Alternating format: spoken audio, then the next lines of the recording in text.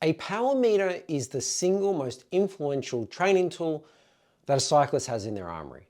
Unlike average speed, heart rate, or distance, a power meter will be objective and consistent and unaffected by factors like fatigue or the weather.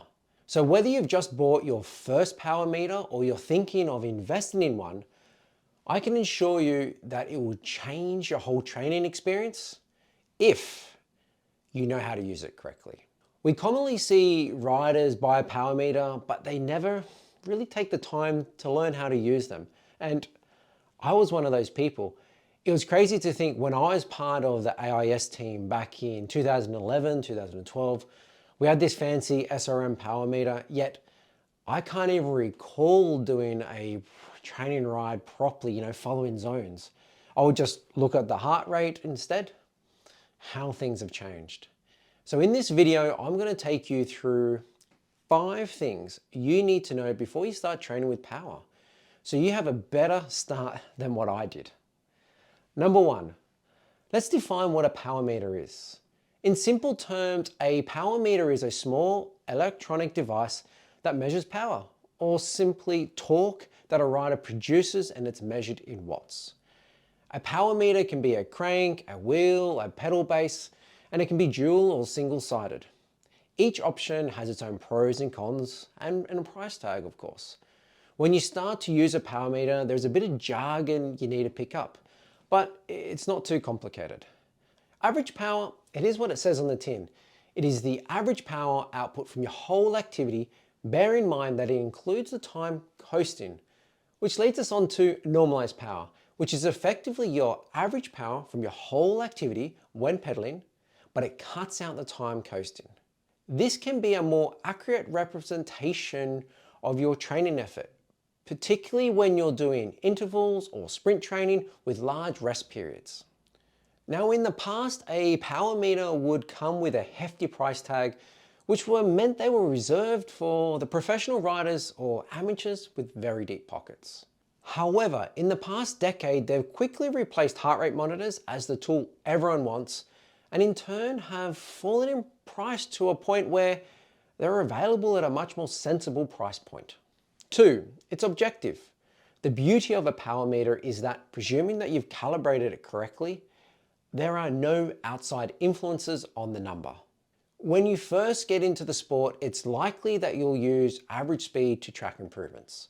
This is great. However, it can be influenced by wind speed, air pressure, or even how air of a position you choose to hold. Then you start to get a little bit more serious, and the next thing you'll probably upgrade is to a heart rate monitor. Again, a heart rate monitor is good for training, and I find it helps people understand and listen to how their body reacts to certain workloads and efforts. But it's through this process, the downside of using a heart rate monitor is that there's this lag. The lag when you start to put in the effort to your heart rate catching up to show how hard you're going. Plus, it can be influenced by elements such as caffeine or poor sleep. With a power meter, everything is entirely objective. There are no outside influences on the system whatsoever. So whether you're going uphill or downhill or into a headwind or tailwind, your power meter will always show a true measurement of your effort. If you haven't done this already, one of my top tips is to set your cycling computer to show 3 to a 10-second average power option.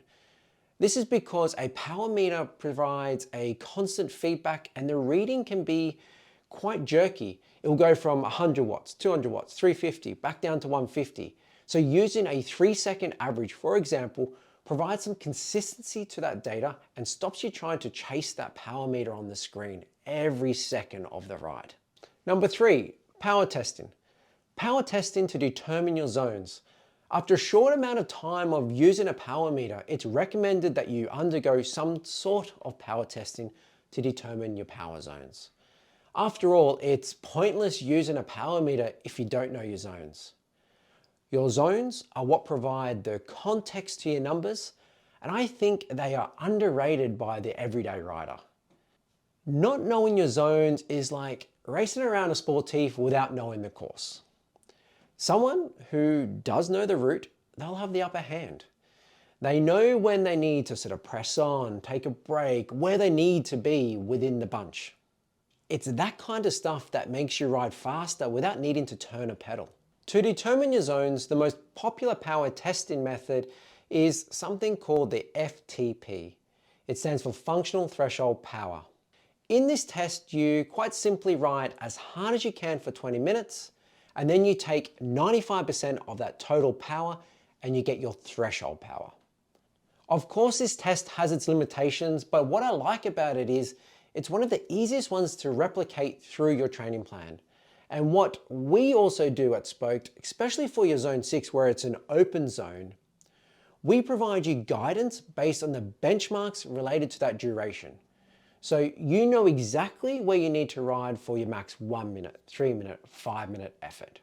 Number 4, sticking to your power zones. Now that you've completed your power testing and know your training zones, it's important to stick to them. When people first buy a power meter, they'll often see it as a challenge to try and average an insane amount of watts every single ride, or constantly trying to better that average power from the week before. Yes, doing this will make you feel like you've put a good workout in and you can enjoy your tea in the evening. Look, I've been there before, and it's not a bad thing having this competitiveness in your system.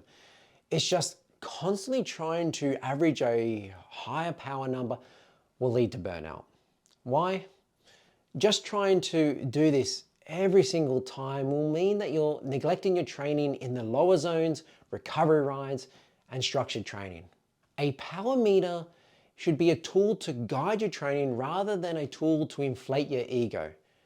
It might sound like I'm being harsh, but if you want to take your cycling training seriously, then being disciplined with your power meter is vital.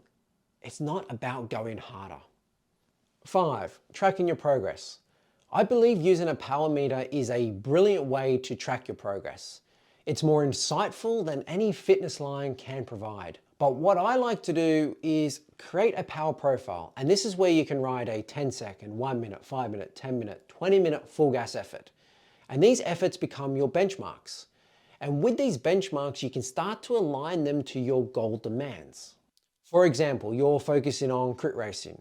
You know you need to have a good 5-minute benchmark. Or if you're training towards a sportif and there are a few sharp climbs along the way, that would mean you need to focus on your 1-minute effort to get over those climbs and your 20-minute power for the endurance and maintaining a solid average speed all day long. Now that you have these specific markers, you can test yourself throughout the season to check whether what you're doing is heading in the right direction.